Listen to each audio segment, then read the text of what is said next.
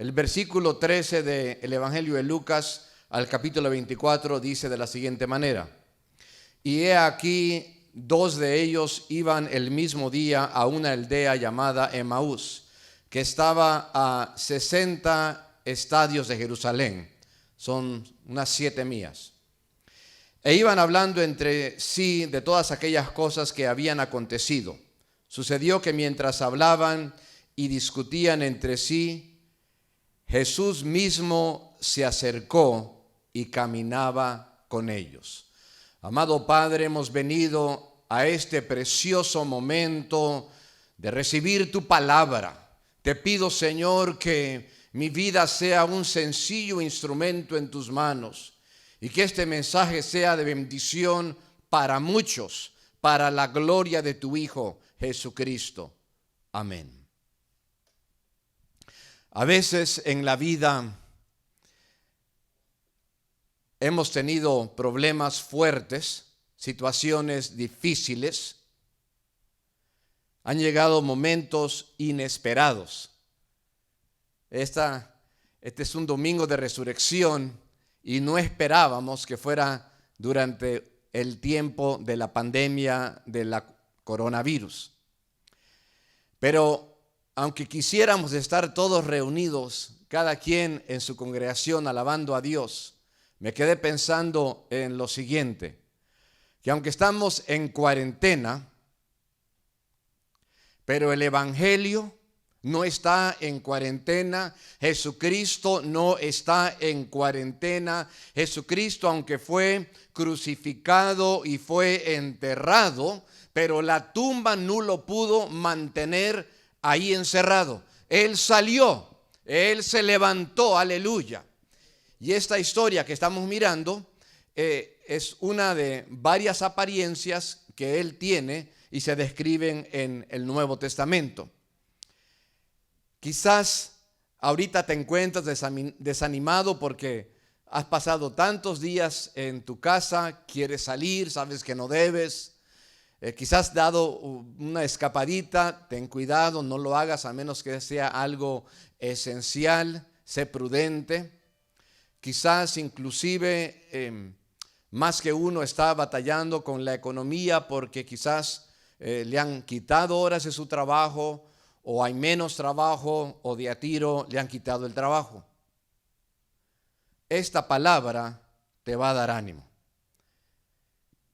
Hoy quisiera que nosotros nos enfocáramos en dos varones cuyos corazones estaban quebrantados, que luego vieron al Salvador y a raíz de eso sus vidas fueron transformadas. Mi oración a Dios por ti es que también ocurra lo mismo en tu día.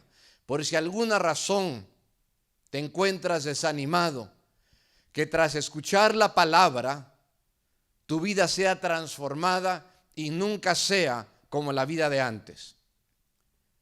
Hay varias cosas que quisiera compartir contigo.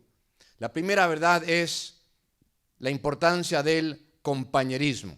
Estamos en Lucas capítulo 23 y donde ya di lectura, se nos dice que dos varones iban a la aldea de Emaús, estaba como a 7 millas de Jerusalén, y en el camino van hablando entre ellos de las cosas que han acontecido.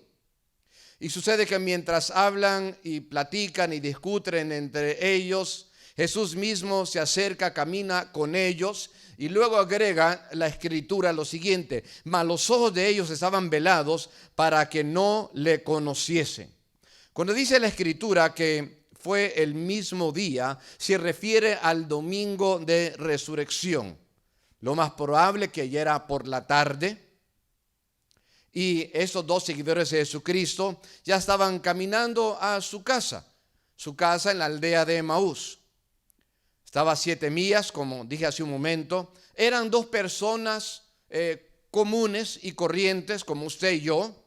Eran personas cuyos nombres desconocemos, solamente que aquí se menciona a Cleofas en el versículo 18, pero no sabemos mucho de ellos ni el nombre de la otra persona. Pero eso sí, que en lo que van caminando tienen compañerismo, están dialogando, están discutiendo, con el buen uso de esa palabra, acerca de los eventos de esa semana. Y es posible que ellos estuvieron presentes un domingo anterior, que fue el domingo el domingo de Ramos, o la entrada triunfal, cuando Cristo entró triunfante a Jerusalén, sentado en el pollino y acompañado ahí por el asna. Y seguramente han de haber estado cerca cuando Jesucristo fue sentenciado a muerte y cuando fue crucificado.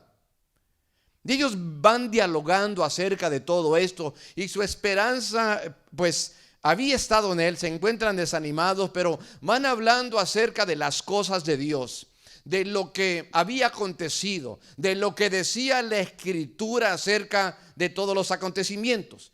Esto trae a mi mente lo que dice en Deuteronomio capítulo 6, del 6 al 7. Y estas palabras que yo te mando hoy estarán sobre tu corazón, y las repetirás a tus hijos, y hablarás de ellas estando en tu casa y andando por el camino, y al acostarte y cuando te levantes. Y como estos dos varones tenían la palabra de Dios en su corazón, de eso hablaban. Cuando el ser humano escudriña y retiene la palabra, siempre en su palabra está lo que está escrito en la palabra de Dios. Porque de la abundancia del corazón habla la boca. Gloria a Dios que ellos hablaban de la palabra de Dios. Ahora dice que ellos hablaban de todo lo que había acontecido. Y en eso que están dialogando y caminando y preguntándose el uno al otro, como que escuchan unas pisadas detrás de ellos, y ahora Jesús se les acerca. Dice, Jesús se les acercó y caminó con ellos. Cuando en la vida nos encontramos heridos o preocupados o aún destrozados, Jesús camina con nosotros. Viene a mi mente Mateo 18, versículo 20, donde dice, porque donde 2 o 3 se reúnen en mi nombre, he aquí yo estoy con ellos. O San Juan capítulo 14, versículo 18, no os dejaré huérfanos, vendré a vosotros. Yo le quiero preguntar, ¿tiene usted en su vida un amigo, un compañero que es fiel a Dios y como es cristiano está dispuesto a caminar con usted en la vida y preguntarle acerca de su vida espiritual, de ayudarle a usted a vencer sus dudas? Yo sé que uno puede tener variedad de amigos, pero son pocos los que son espirituales. Proverbios 18, versículo 24 dice, el hombre que tiene amigos ha de mostrarse amigo, y amigo hay más unido que un hermano. No hay mejor amigo que Jesucristo, aleluya. Entonces, cuando tengas dudas y desesperación y problemas, no te olvides que Jesucristo camina contigo. Y recuérdate de la promesa de Isaías 43, versículo 2. Cuando pases por las aguas, yo estaré contigo, dice el Señor. Bueno, la segunda palabra que quiero compartir es la palabra conversación. Mientras Jesús caminaba con ellos, Él empieza en su diálogo haciéndoles dos preguntas para que se abran, para que ellos descubran lo que está en sus corazones. La primera pregunta está en el versículo 17. ¿Qué pláticas son estas que tienen entre ustedes mientras caminan? Al estar caminando y a escuchar esta pregunta de Jesucristo, ellos se detienen. Literalmente se quedan quietos, rostros mirando hacia abajo, sus rostros decaídos, están entristecidos porque pensaban y hablaban acerca de Jesucristo el Salvador. Mas sin embargo, en su mente, Él ya no está. Y la esperanza de ellos está perdida. Cleofas no puede creer que este varón, el tercero, es decir, Jesucristo, que se le ha acercado, no sepa lo que está pasando. Y por eso responde de esta manera: ¿eres tú el único forastero en Jerusalén que no sabes las cosas que han acontecido en estos días? Me encanta cómo Jesucristo continúa la conversación lanzando una segunda pregunta en el versículo 19. ¿Qué cosas? Entonces, estos dos amigos que caminaban empiezan a resumir todo lo que sabían acerca de Jesucristo. Y hay muchos detalles que ellos entienden. Fíjese cómo ellos están tan dispuestos y tan abiertos a conversar acerca de la persona de Cristo. Mas, sin embargo, nos sorprende que ellos están cerrados a la posibilidad de aún creer que Jesucristo pudiera estar vivo. Del versículo 19 al 24 dice así: y ellos le dijeron: de Jesús Nazareno, que fue varón profeta, poderoso en obra y en palabra delante de Dios y delante de todo el pueblo. Y como le entregaron los principales sacerdotes y nuestros gobernadores a sentencia de muerte, y le crucificaron. Pero nosotros esperábamos que Él era quien había de redimir a Israel. Y ahora, además de todo esto, hoy es el tercer día que esto ha acontecido. Aunque también nos han asombrado unas mujeres entre nosotros, las que antes del día fueron al sepulcro, y como no hallaron su cuerpo, vinieron diciendo que también habían visto visión de ángeles, quienes dijeron que Él vive. Y fueron algunos de los nuestros al sepulcro y hallaron así como las mujeres habían dicho, pero a Él no le vieron.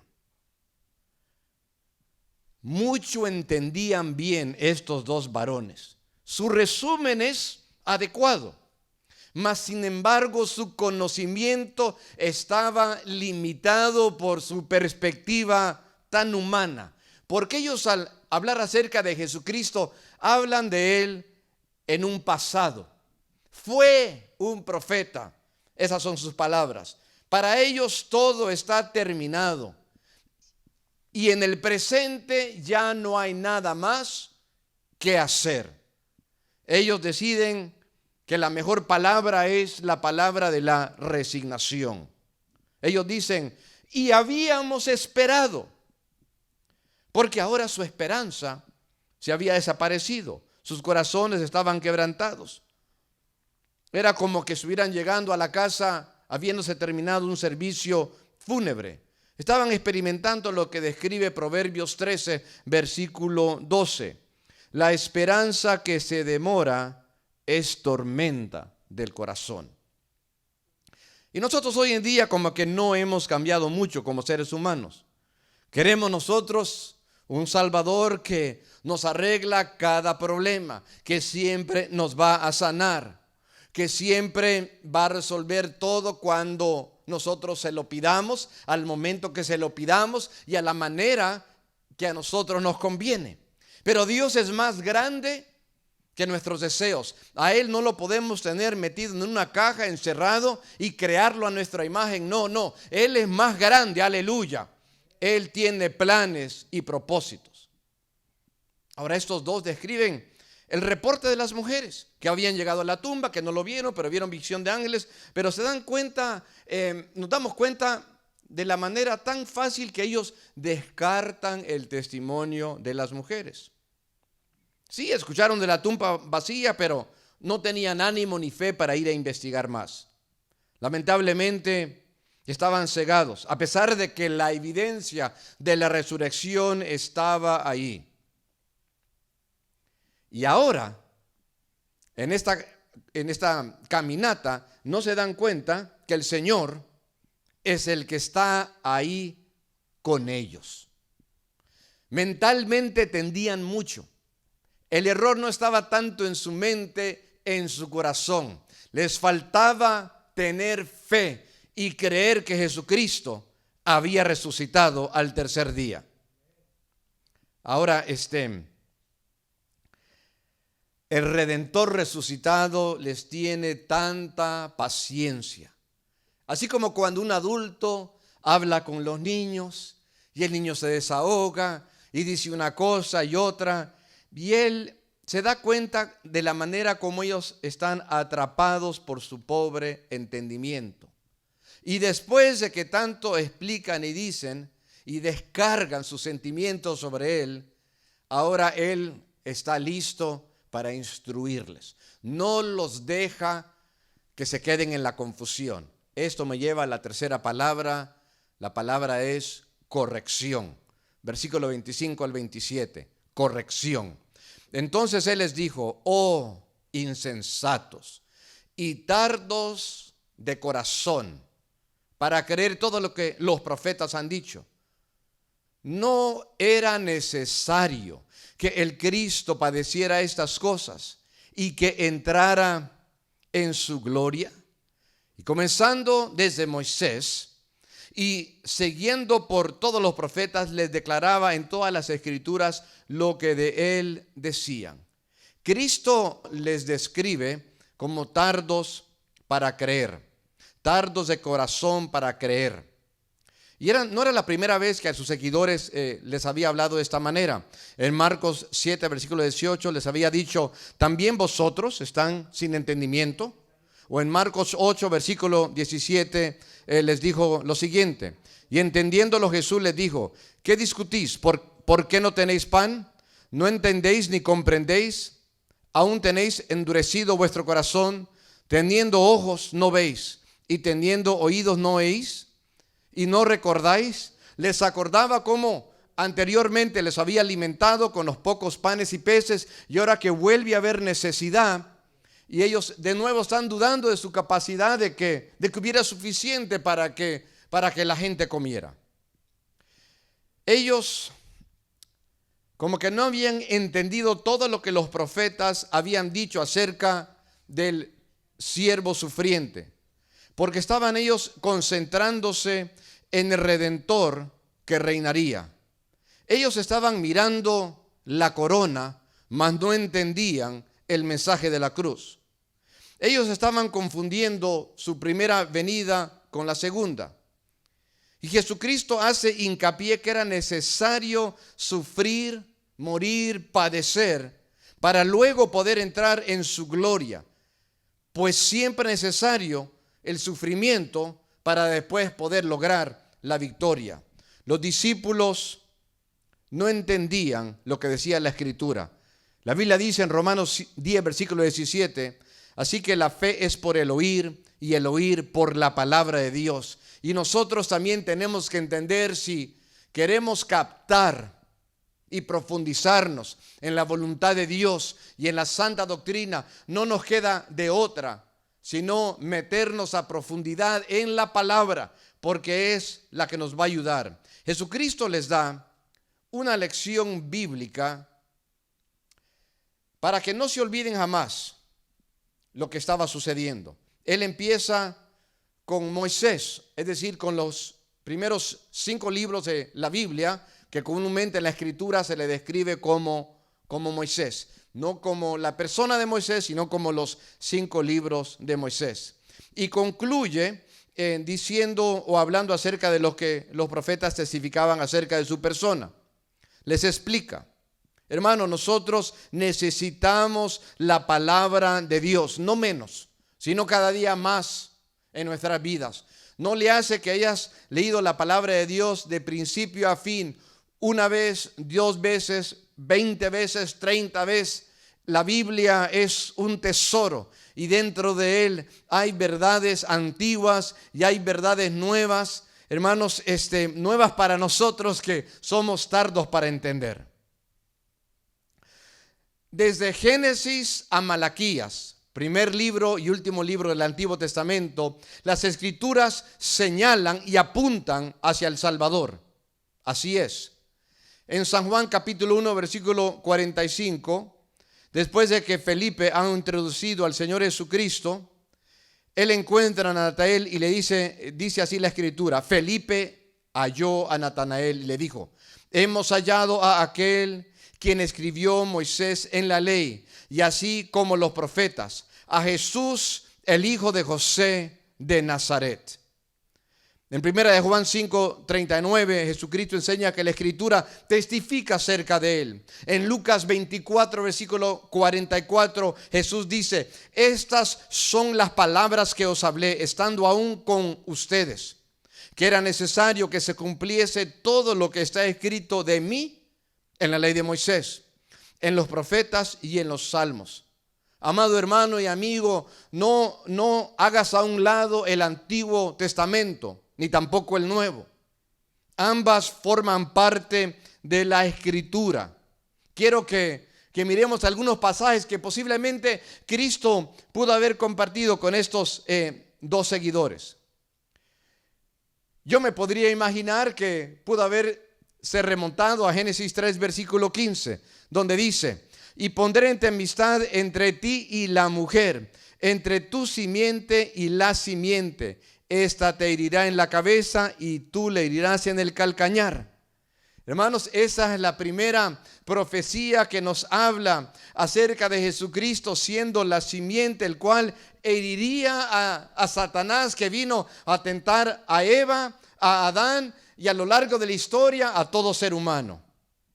Me puedo imaginar también que Cristo muy fácilmente pudo haber compartido del libro de Éxodo, capítulo 12, versículo 21 al 23, donde dice la Escritura: sacad y tomaos corderos por vuestras familias y sacrificad la Pascua, y untad el dintel y los dos postes con la sangre que estará en el hebrío, porque Jehová pasará hiriendo a los egipcios, y cuando vea la sangre en el dintel y en los dos postes, pasará Jehová sobre aquella puerta, y no dejará entrar el heridor en vuestras casas para herir. Jesucristo es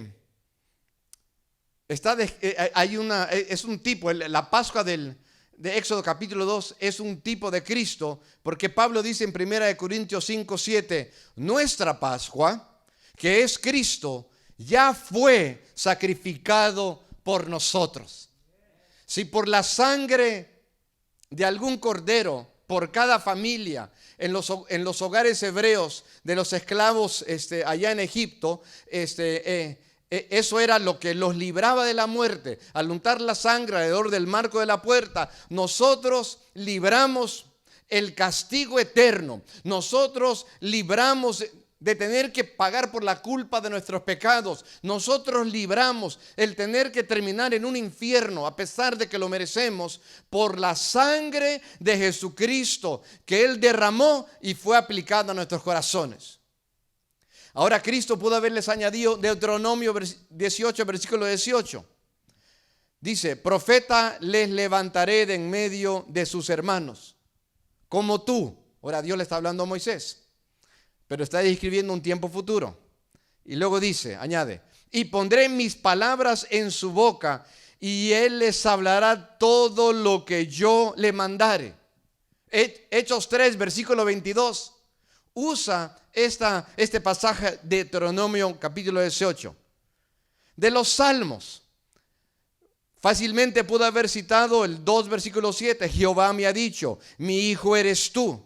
Lo cual, hermanos, compagina con la palabra Mateo 3:17, donde el Padre, hablando del Hijo, dice: este es mi Hijo amado, en quien tengo complacencia. En el Salmo 22, versículo 1, Cristo fácilmente pudo haber citado el texto donde dice: Dios mío, ¿por qué me has desamparado? Ese mismo salmo describe cómo la gente meneaba la cabeza en son de burla. Describe este salmo cómo sus pies y sus manos fueron horadadas, y cómo también tiraron dados para ver quién se iba a quedar con su ropa. Muy probable que también Cristo pudo haber compartido el Salmo 72, del 10 al 11. Los reyes de Tarsis y de las cosas traerán presentes. Los reyes de Sabá y de Seba ofrecerán dones. todos los reyes se posarán delante de él, todas las naciones le servirán. Qué maravilloso estudio bíblico ha de haber tenido Jesucristo con estos dos varones. ¿Y qué más pudo haber compartido? Ya mencioné los libros de Moisés, los salmos, quedan los profetas. El profeta Isaías, ese libro fue escrito 700 años antes de Cristo, y en el versículo 14 del capítulo 7 dice que el Señor mismo os dará un señal, que nacerá del virgen un niño, ¿verdad? Y dará a luz un hijo y le llamaréis Emmanuel. Este versículo se cita en los evangelios cuando se habla acerca del nacimiento de Jesucristo. Mismo Isaías en el capítulo 53 da profecías muy exactas, no solo del nacimiento, pero también de la muerte y resurrección de Cristo. Por ejemplo, versículo 7, angustiado él y afligido, no abrió su boca. Como cordero fue llevado al matadero y como oveja delante de sus trasquiladores, enmudeció y no abrió su boca. ¿Se acuerdan que delante de Pilato él no tenía la más mínima intención de quererse justificar? Él se había encomendado a Dios. Él mismo ponía su vida y él mismo se levantaría. Aleluya. Luego el versículo 9, hablando del lugar de su entierro, profetiza: y se dispuso con los impíos su sepultura, mas con los ricos fue en su muerte, porque en la tumba de un hombre rico fue el sepultado. Muy fácilmente Cristo pudo haber citado Miqueas 5, versículo 2, donde escribe el lugar exacto de su nacimiento. Dice: pero tú, Belén Efrata, pequeña para estar entre las familias de Judá, de ti me saldrá el que será Señor en Israel, y sus salidas son desde el principio, desde los días de la eternidad. Imagínense, les pudo haber compartido Zacarías 9:9, lo cual se cumplió una semana antes cuando él entró de manera triunfal a Jerusalén. Alégrate mucho, escribió Zacarías, hija de Sión, da voces de júbilos, hija de Jerusalén. He aquí tu rey vendrá a ti justo y salvador, humilde, y cabalgando sobre un asno, sobre un pollino, hijo de asna. Hermanos, tantos versículos pudo haber compartido el Señor. Y le quiero decir que toda la Escritura, cada página de la Biblia, todo el Antiguo Testamento, por no decir al Nuevo, tiene como meta demostrar la persona de Jesucristo y enaltecernos.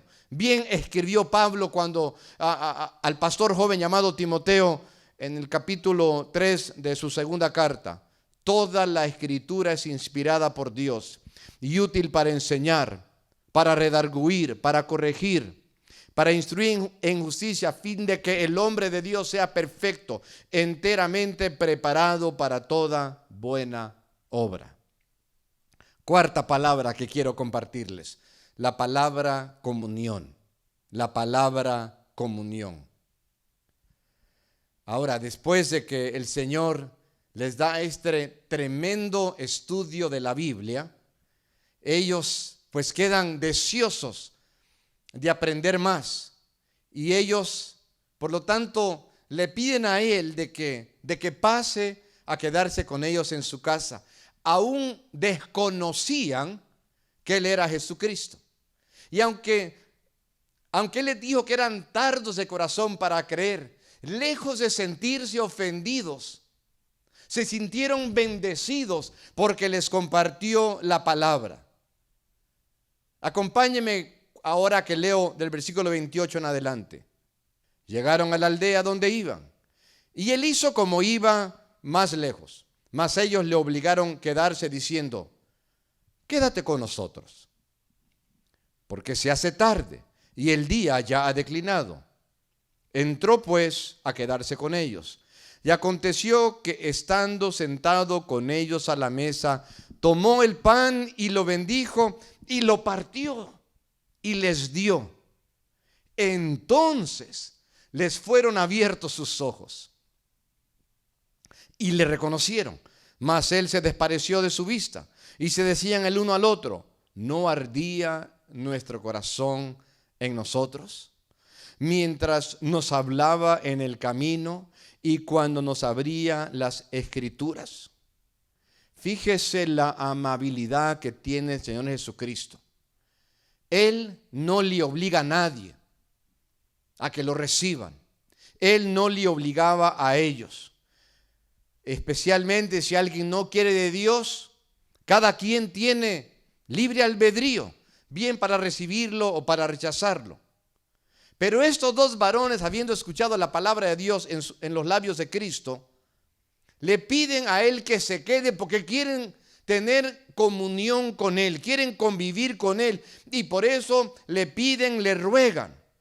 Viene a mi mente Apocalipsis 3:20, donde dice: he aquí, yo estoy a la puerta y llamo, y si alguno oye mi voz y abre la puerta, yo entraré a él y cenaré conmigo. Pero hay que abrirle la puerta de tu corazón, hay que abrirle la puerta de la iglesia. Fíjese que para que Cristo se quedara, no le tuvieron que rogar, no le tuvieron que insistir, sino que al momento él se queda.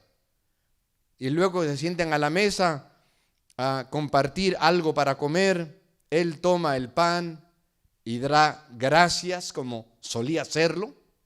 Y cuando lo parte, se les abre los ojos. Se han de haber acordado cuando él partió el pan ante los 5,000 hombres. Se han de haber acordado, quizás les han de haber descrito cuando él había tomado el pan, cuando lo había partido en la Santa Cena que él había instituido con sus discípulos. Y luego les va pasando el pan con sus manos traspasada con clavos. Y como cuando ven eso, se les abre los ojos. Aleluya. ¿Cuánto le dan la gloria a Dios? Y de repente desaparece. Vaya, si yo hubiera estado ahí, yo hubiera dicho: ¿y por qué no se quedó más? Nos hubiera dado 1 hora más. Tantas preguntas le pudiéramos haber hecho. ¿Sabe? Jesucristo se quedó tan solamente 40 días después de haber resucitado. Y en cada una de las 10 apariencias que describe el Nuevo Testamento, en cada una de esas aparecía por un propósito específico. Sobre todo para que reconocieran y supieran que Él está vivo. Y es lo mismo que Cristo quiere que tú sepas. Él no está colgado en algún madero. Él está vivo, aleluya. Él resucitó, gloria sea a Dios. No nos ha dejado como huérfanos. ¿Sabe por qué? Porque nos ha dejado 2 cosas. Nos ha dejado su santa palabra de Dios. Aquí en la iglesia Corona de Amor no andamos siguiendo tradiciones de hombres. No andamos nosotros siguiendo sueños de personas que yo soñé esto, o que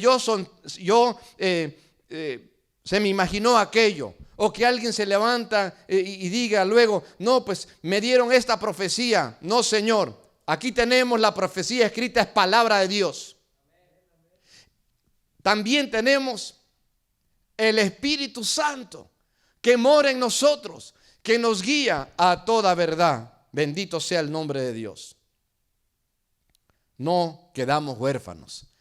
Él está con nosotros y se cumple donde dice: y vendré a vosotros, no dejaré huérfanos, vendré a vosotros. Ha venido a nosotros en la persona del Espíritu Santo.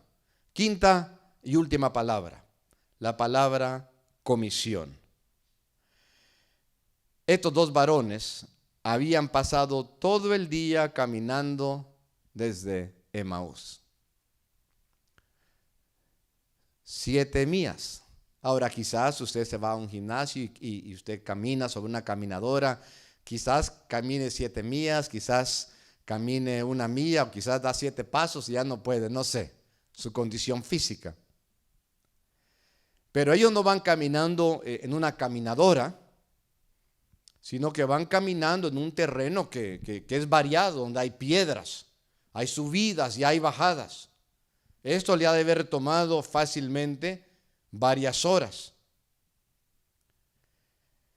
Después de haber llegado a Emaús, y acuérdense que le dijeron al Señor que ya era noche y por eso que se quedara, se dan cuenta de que ellos no se podían quedar con esta gran verdad de que el Señor Jesucristo había resucitado. Ellos ahora tenían que cumplir una comisión, tenían que compartir esta palabra. Las mujeres que habían encontrado la tumba vacía habían compartido esta verdad, que Cristo estaba ahora vivo. Ellos comieron, yo no creo que ni se quedaron para limpiar los trastes, ni se cambiaron de ropa, ni fueron a agarrar su chamarra, sino que luego se levantaron, dice el versículo 33, y levantándose en la misma hora, volvieron a Jerusalén. Otras 7 millas. Ahora ya son 14 horas. A pesar de que en la noche podrían haber atracos, peligros, animales silvestres. Pero vuelven a Jerusalén, hallaron a los 11 reunidos y a los que estaban con ellos, que decían: ha resucitado el Señor verdaderamente y ha aparecido a Simón. Entonces ellos contaban las cosas que les habían acontecido en el camino y cómo le habían reconocido al partir el pan. Hermanos, antes aún de que ellos pudieran compartir las buenas nuevas, los otros discípulos también daban testimonio acerca de cómo Cristo se había aparecido a Pedro. Bendito sea el nombre de Dios.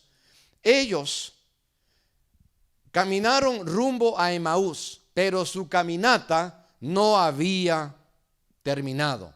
Tenían que seguir caminando a lo largo de sus vidas, compartiendo el evangelio de un lugar a otro. Aleluya. Y usted y yo caminamos en la vida, andamos, no solo a pie, vamos en nuestros vehículos. La vida nos lleva de un lugar a otro. Digo la vida, pero es el Señor, y Él hace que nosotros nos topemos con unos y con otros, y donde quiera que nosotros vayamos o con quien nosotros podamos convivir, hay un mensaje que nosotros podemos compartir: que Cristo ha resucitado. Estos dos seguidores de Jesucristo empezaron su caminata con corazones quebrantados, rumbo a sus casas. Pero cuando caminan de regreso de Emaús a Jerusalén, todo ha cambiado. El desánimo se convierte en ánimo, la tristeza en alegría. La falta de dirección en sus vidas se convierten en vidas llenas de propósito. Quiero concluir aplicando la palabra de Dios a nuestras vidas.